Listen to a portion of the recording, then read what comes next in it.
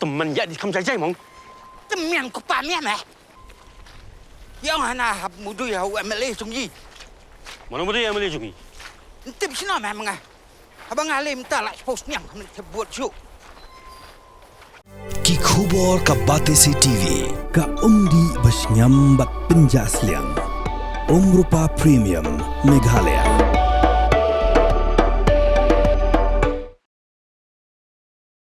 Ka Sorkar Jila ke Pynbna ban jingirap lailak pingka syaki bahaya ngasem jom kinang belati Dewïong. Ki bala du ya ka jing ha ka jing pathayu dynamite hapo ka krem ti Dewïong bian ha ka snang men sengat. Ka bala ja ha ka santri kurang phang arja pun riu ha ka por kumpa ka dui bijim step. Menteri rang ba ka jelau konrat ki sang ba. Ha kurwa ula pentep ba Menteri rang ba du ka riu Narendra Modi ula Pynbna ban jingirap sa arlak tengka syaki bahaya ngasem jom kinang bela ki bala klat no ling ba ka Prime Minister National Relief Fund bat san pawajaran ka syaki bala mensau.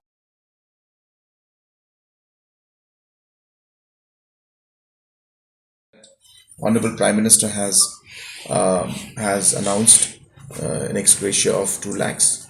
So it speaks volumes of his gesture and his concern for the families, and on behalf of all the family members and the people who are affected, we express our gratitude to the Honorable Prime Minister for his noble gesture. In addition to that, will government also... Absolutely, we are working on it. We'll announce it. Our cabinet ministers are going tomorrow, and we'll assess the situation and we'll take a call. But definitely, we're looking into it.